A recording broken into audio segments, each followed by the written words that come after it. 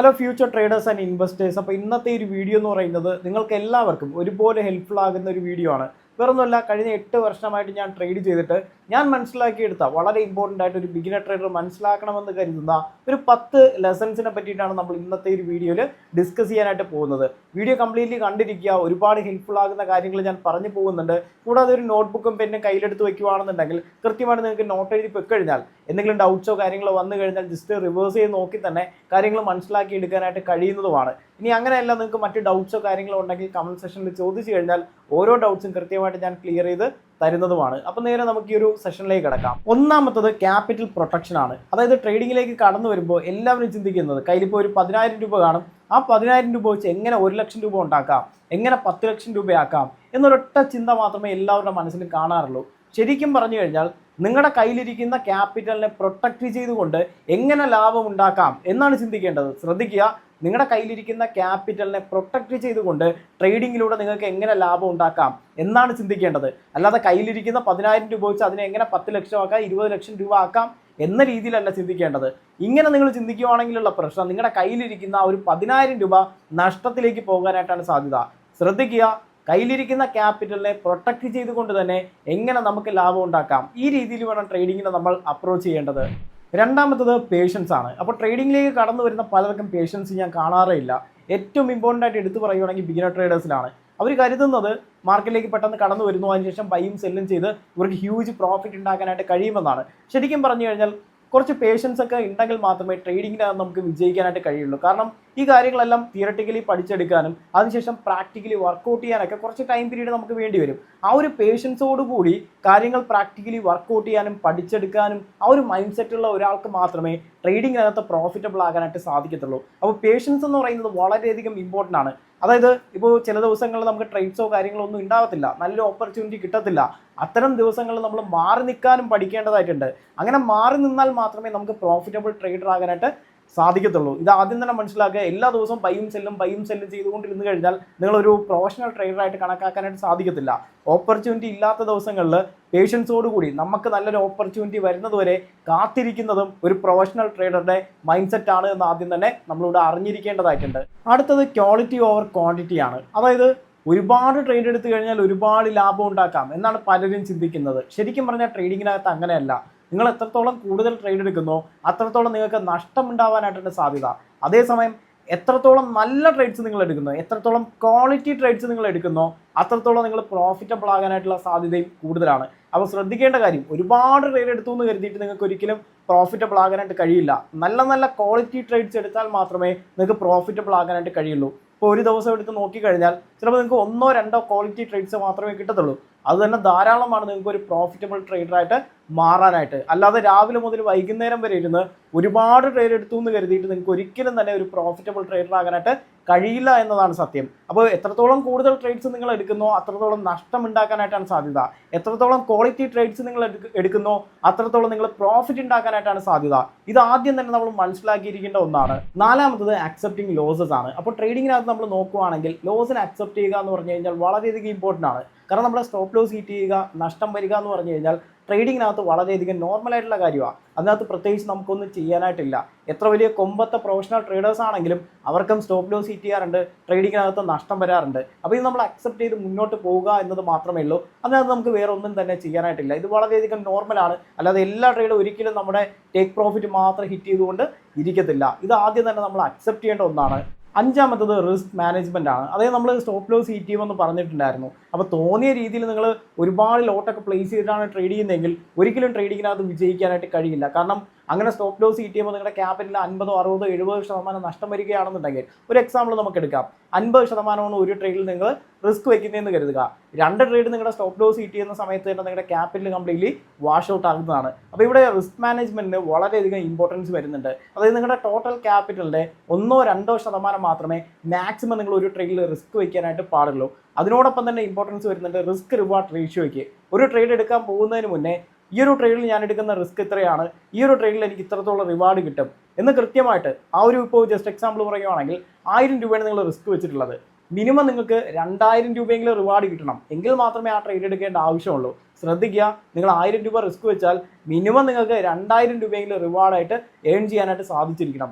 അങ്ങനെയുള്ള ട്രേഡ്സ് മാത്രമേ എപ്പോഴും നമ്മൾ എടുക്കാനായിട്ട് പാടുള്ളൂ. അപ്പോൾ ആദ്യം ഞാൻ പറഞ്ഞതുപോലെ റിസ്ക് പെർ ട്രേഡ് നോക്കുവാണെങ്കിൽ ഒരു ട്രേഡിൽ 1-2% മാത്രമേ റിസ്ക് വയ്ക്കാൻ പാടുള്ളൂ. അതിനോടൊപ്പം തന്നെ ഈ പറഞ്ഞ റിസ്ക് റിവാർഡ് റേഷ്യോ 1000 രൂപ റിസ്ക് വയ്ക്കുമ്പോൾ മിനിമം 2000 രൂപയെങ്കിലും നിങ്ങൾ റിവാർഡായിട്ട് ടാർഗറ്റ് ചെയ്യണം. അതിനോടൊപ്പം തന്നെ പൊസിഷൻ സൈസിങ്ങിന് ഇവിടെ വളരെയധികം ഇമ്പോർട്ടൻസ് വരുന്നുണ്ട്. അതായത് നിങ്ങൾ തോന്നിയ ലോട്ടോ ക്വാണ്ടിറ്റിയോ പ്ലേസ് ചെയ്യുവാണെങ്കിൽ നിങ്ങൾ വിചാരിക്കുന്നതിനേക്കാളും വലിയൊരു നഷ്ടമായിരിക്കും നിങ്ങൾക്ക് സംഭവിക്കുന്നത്. കൃത്യമായിട്ട് പൊസിഷൻ സൈസിങ് കാൽക്കുലേറ്റേഴ്സ് ഉണ്ട്.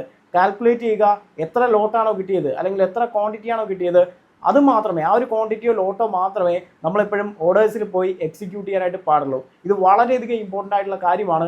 ഈ ഒരു റിസ്ക് മാനേജ്മെൻറ്റ് ഫോളോ ചെയ്ത് കഴിഞ്ഞാൽ നമ്മുടെ ക്യാപിറ്റലിനെ മുഴുവനായിട്ട് പ്രൊട്ടക്റ്റ് ചെയ്യാനും ട്രേഡിങ്ങിനകത്ത് നമുക്ക് സർവൈവ് ചെയ്യാനായിട്ടും സാധിക്കുന്നതാണ്. ആറാമത്തത് ഡിസിപ്ലിനാണ്. ട്രേഡിങ്ങിനകത്ത് നിങ്ങൾക്ക് വിജയിക്കണമെന്നുണ്ടെങ്കിൽ ഏറ്റവും ഇമ്പോർട്ടൻ്റ് ആയിട്ട് വേണ്ട ഒന്നാണ് ഡിസിപ്ലിൻ. കാരണം ഡിസിപ്ലിൻ ഇല്ല എങ്കിൽ ഒരിക്കലും ആർക്കും തന്നെ ഒരു പ്രോഫിറ്റബിൾ ട്രേഡർ ആകാനായിട്ട് സാധിക്കത്തില്ല. കാരണം എല്ലാവർക്കും തിയറട്ടിക്കൽ നോളജ് ഉണ്ട്, എന്താണ് സ്ട്രാറ്റജി എന്നറിയാം, കൃത്യമായിട്ട് എൻട്രി പോയിന്റ് ഉണ്ട്, എക്സിറ്റ് പോയിന്റ് ഉണ്ട്, എല്ലാ കാര്യങ്ങളും ഉണ്ട്, കൃത്യമായിട്ടുള്ള റിസ്ക് മാനേജ്മെന്റിനെ പറ്റി എല്ലാ കാര്യങ്ങളും അറിയാം. നമ്മളെല്ലാം പ്ലാൻ ചെയ്തിട്ടാണ് നിൽക്കുന്നത്. പക്ഷേ ഈ പ്ലാൻ ചെയ്ത കാര്യങ്ങൾ ഡിസിപ്ലിനായിട്ട് മാർക്കറ്റിൽ എക്സിക്യൂട്ട് ചെയ്താൽ മാത്രമേ ആ ഒരു സ്ട്രാറ്റജി കൊണ്ടും ആ ഒരു റിസ്ക് മാനേജ്മെന്റ് കൊണ്ടും ശരിക്കും പറഞ്ഞാൽ ഉപയോഗമുള്ളൂ. അതുകൊണ്ട് ഇവിടെ മനസ്സിലാക്കുക, ഒരു സിസ്റ്റം ഉണ്ടെങ്കിലോ അല്ലെങ്കിൽ ഒരു സ്ട്രാറ്റജി ഉണ്ടെങ്കിലും അതുപോലെ റിസ്ക് മാനേജ്മെന്റ് ഉണ്ടെങ്കിലും കാര്യമില്ല, ഡിസിപ്ലിനായിട്ട് അത് മാർക്കറ്റിൽ എക്സിക്യൂട്ട് ചെയ്യാനായിട്ട് കഴിയുന്ന ഒരാൾക്ക് മാത്രമേ അതിൽ നിന്ന് ലാഭം ഉണ്ടാക്കാനായിട്ട് കഴിയുള്ളൂ. അതുകൊണ്ടാണ് സക്സസ്ഫുള്ളി റൺ ചെയ്യുന്ന ഒരാളുടെ സ്ട്രാറ്റജി അതുപോലെ ഫോളോ ചെയ്തിട്ടും പലർക്കും പ്രോഫിറ്റബിൾ ആകാനായിട്ട് സാധിക്കാത്തത്. കാരണം അവിടെ ഡിസിപ്ലിൻ മാറ്റർ വരുന്നുണ്ട്. കാരണം അയാൾ ഡിസിപ്ലിൻ ആയിട്ടാണ് ആ സ്ട്രാറ്റജി മാർക്കറ്റിൽ എക്സിക്യൂട്ട് ചെയ്യുന്നത്, മറ്റൊരാൾ ഇൻഡിസിപ്ലിൻ ആയിട്ടായിരിക്കും ആ ഒരു സ്ട്രാറ്റജി മാർക്കറ്റിൽ എക്സിക്യൂട്ട് ചെയ്യുന്നത്. അതുകൊണ്ടാണ് പലരും പ്രോഫിറ്റബിൾ ആകാതെ നഷ്ടത്തിലേക്ക് പോകുന്നതെന്ന് ആദ്യം തന്നെ നമ്മൾ മനസ്സിലാക്കണം. ഏഴാമത്തത് ഇമോഷണൽ കൺട്രോൾ ആണ്. ട്രേഡിങ്ങിനകത്ത് നിങ്ങൾക്ക് വിജയിക്കണമെന്നുണ്ടെങ്കിൽ ലോജിക്കലി മാത്രം നമ്മൾ ഡിസിഷൻ എടുക്കുക.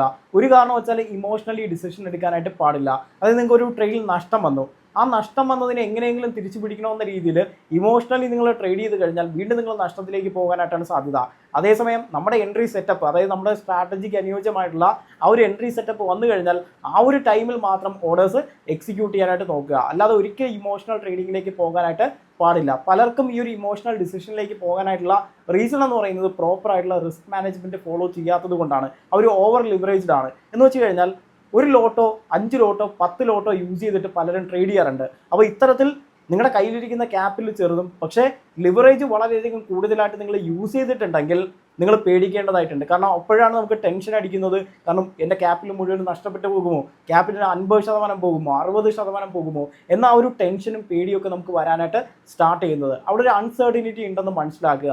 അതേസമയം നേരത്തെ നമ്മൾ പഠിച്ച രീതിയിൽ ആ റിസ്ക് മാനേജ്മെന്റ് ഫോളോ ചെയ്തിരുന്നെങ്കിൽ ഒരു ടെൻഷൻ ഇല്ലാതെ ധൈര്യപൂർവ്വം തന്നെ നിങ്ങൾക്ക് ഓരോ ഓർഡേഴ്സും എക്സിക്യൂട്ട് ചെയ്യാനായിട്ട് സാധിക്കുന്നതാണ്. അപ്പോൾ ഈ ഒരു ഇമോഷണൽ കൺട്രോൾ എന്ന് പറയുന്നത് ഒരു പരിധിവരെ നമുക്ക് ഈ പറഞ്ഞ രീതിയിൽ നമ്മുടെ റിസ്ക് മാനേജ്മെന്റും സ്ട്രാറ്റജിയും കൃത്യമായിട്ട് ഡിസിപ്ലിനോടുകൂടി മാർക്കറ്റിൽ എക്സിക്യൂട്ട് ചെയ്യാൻ കഴിഞ്ഞാൽ ഒഴിവാക്കാവുന്നതേ ഉള്ളൂ. എട്ടാമത്തത് ട്രേഡിംഗ് ജേണലാണ്. പലരും ട്രേഡ് ചെയ്യുന്നുണ്ട്, ഒരുപാട് നാളായിട്ട് ട്രേഡ് ചെയ്യുന്നുണ്ട്, പക്ഷേ ട്രേഡിംഗ് ജേണൽ കീപ്പ് ചെയ്യാറില്ല. ട്രേഡിംഗ് ജേണൽ കീപ്പ് ചെയ്തില്ല എങ്കിൽ നമ്മുടെ സ്ട്രാറ്റജി വർക്കൗട്ട് ആകുന്ന സമയവും വർക്കൗട്ട് ആകാത്ത സമയത്ത് അത് സ്റ്റോപ്പ് ചെയ്ത് വെക്കുന്നതും ഇതൊന്നും മനസ്സിലാക്കാൻ കഴിയാത്തൊരവസ്ഥയിലേക്ക് നിങ്ങൾ പോകും. റാൻഡമായിട്ട് രാവിലെ വന്ന് ട്രേഡ് ചെയ്യുന്നു, എണീറ്റ് പോകുന്നു. എന്താണ് മാർക്കറ്റിൽ നടക്കുന്നത്, എന്താണ് നമ്മുടെ ട്രേഡിംഗ് ജേണിയിൽ നടക്കുന്നതെന്ന് വ്യക്തമായിട്ടുള്ള ധാരണ നമുക്ക് ഉണ്ടായിരിക്കത്തില്ല. സോ ഇവിടെ നിങ്ങൾ ശ്രദ്ധിക്കേണ്ട ഒരു കാര്യം, നിങ്ങൾ വരുത്തുന്ന ഓരോ മിസ്റ്റേക്ക് നിങ്ങൾക്ക് ഐഡൻറ്റിഫൈ ചെയ്യാൻ കഴിയുന്നത് നമ്മുടെ സ്വന്തം ട്രേഡിംഗ് ജേണലിലൂടെയാണ്. നമ്മുടെ സ്ട്രാറ്റജി വർക്കൗട്ട് ആകുന്നുണ്ടോ അല്ലെങ്കിൽ എന്തെങ്കിലും മോഡിഫിക്കേഷനോ കാര്യങ്ങളോ എന്തെങ്കിലും വരുത്തേണ്ടതായിട്ടുണ്ടോ, ഇതെല്ലാം നമുക്ക് ട്രേഡിംഗ് ജേണലിലൂടെ മാത്രമേ മനസ്സിലാക്കാനായിട്ട് സാധിക്കത്തുള്ളൂ. കാരണം മാർക്കറ്റ് എന്ന് പറയുന്നത് കണ്ടിന്യൂസ്ലി ഇവോൾവ് ചെയ്തുകൊണ്ടിരിക്കുകയാണ്. നിങ്ങൾ ഇന്ന് യൂസ് ചെയ്യുന്ന സ്ട്രാറ്റജി ചിലപ്പോൾ ചെറിയ രീതിയിലുള്ള മോഡിഫിക്കേഷൻസ് വരുത്തിയാൽ മാത്രമേ ചിലപ്പോൾ ഒരു 2 വർഷം കഴിഞ്ഞ് നിങ്ങൾക്ക് യൂസ് ചെയ്യാനായിട്ട് കഴിയുള്ളൂ. അപ്പോൾ എപ്പോഴാണ് ആ ഒരു മോഡിഫിക്കേഷൻ വരുത്തേണ്ടത്, മാറ്റം വരുത്തേണ്ടത്, നമ്മൾ ഇമോഷണലി ഡിസിഷൻ എടുക്കുന്നുണ്ടോ, അത് നേരത്തെ നമ്മൾ പഠിച്ചു ഇമോഷണൽ കൺട്രോൾ. അപ്പോൾ ഇമോഷൻസ് കൺട്രോൾ ചെയ്യാൻ വേണ്ടിയിട്ട് ഒരു പരിധിവരെ നിങ്ങളുടെ ട്രേഡിംഗ് ജേണൽ നിങ്ങളെ ഹെൽപ്പ് ചെയ്യുന്നതാണ്.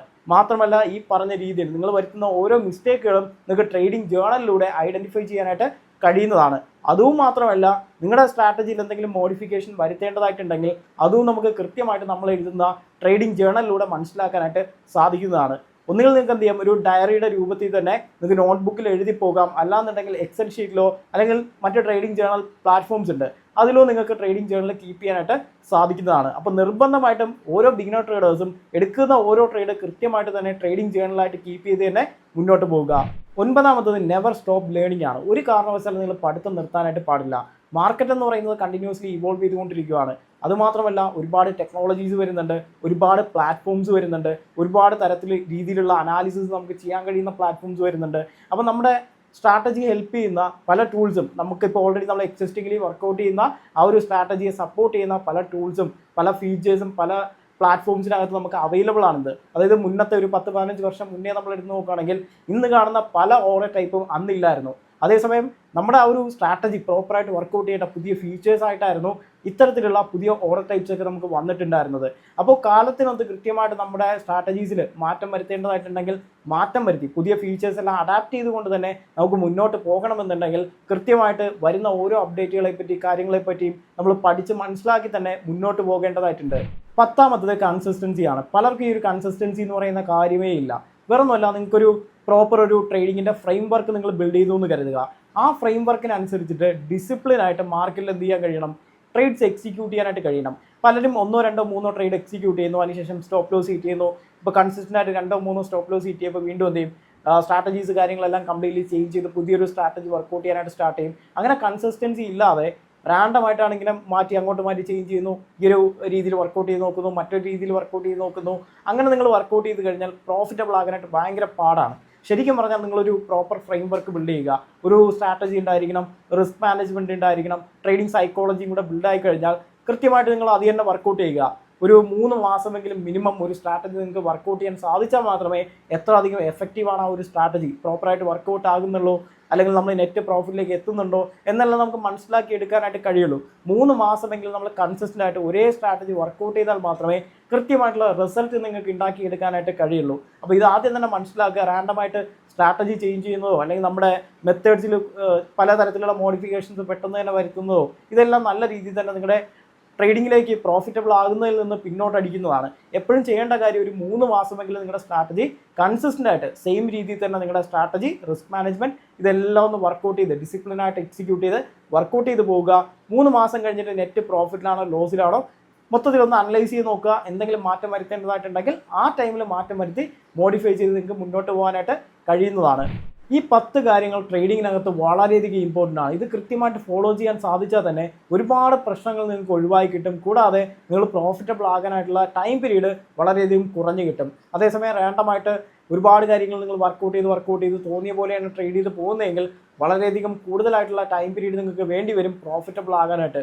ശരിക്കും പറഞ്ഞ കാര്യങ്ങളെല്ലാം പ്രോപ്പറായിട്ട് മനസ്സിലാക്കിയെടുക്കുക, സിസ്റ്റമാറ്റിക് ആയിട്ട് കാര്യങ്ങൾ വർക്കൗട്ട് ചെയ്ത് പോയാൽ തന്നെ നെറ്റ് നിങ്ങൾക്ക് പ്രോഫിറ്റബിൾ ആകാനായിട്ട് കഴിയുന്നതാണ്. അപ്പോൾ ഇതുപോലുള്ള കൂടുതൽ ഇൻഫോർമേറ്റീവ് വീഡിയോസിനായിട്ട് എൻ്റെ ഈ ഒരു ചാനൽ ഇപ്പോൾ തന്നെ സബ്സ്ക്രൈബ് ചെയ്യുക, ബെൽ ബട്ടൺ എനേബിൾ ചെയ്ത് വെച്ച് കഴിഞ്ഞാൽ റിയൽ ടൈം ആയിട്ടുള്ള അപ്ഡേറ്റ് നിങ്ങൾക്ക് കിട്ടുന്നതാണ്. അപ്പോൾ നിങ്ങൾക്ക് ട്രേഡിങ്ങിനെ പറ്റി കൂടുതൽ കാര്യങ്ങൾ അറിയണം, പഠിക്കണം, ഒരു പ്രൊഫഷണൽ ട്രേഡറായിട്ട് മാറണമെന്ന് ആഗ്രഹമുണ്ടെങ്കിൽ ഞങ്ങളുടെ മെൻറ്റർഷിപ്പ് പ്രോഗ്രാമിലേക്ക് ജോയിൻ ചെയ്യാവുന്നതാണ്. 1-on-1 ഹാൻഡ് ഹോൾഡിങ്ങോട് കൂടി തന്നെ തിയററ്റിക്കലിയും അതുപോലെ തന്നെ പ്രാക്ടിക്കലി നിങ്ങളെ കൊണ്ട് തന്നെ വർക്കൗട്ട് ചെയ്തെടുക്കുന്ന ഒരു മെൻറ്റർഷിപ്പ് പ്രോഗ്രാമാണ്. അപ്പോൾ കൂടുതൽ കാര്യങ്ങൾ അറിയണമെന്നുണ്ടെങ്കിൽ ഞാൻ ഈ ഒരു വീഡിയോയുടെ ഡിസ്ക്രിപ്ഷനിൽ തന്നെ ഞാൻ രജിസ്ട്രേഷൻ്റെ ലിങ്ക് കൊടുത്തിട്ടുണ്ട്. ജസ്റ്റ് എന്ത് ചെയ്യുക, രജിസ്റ്റർ ചെയ്യുക.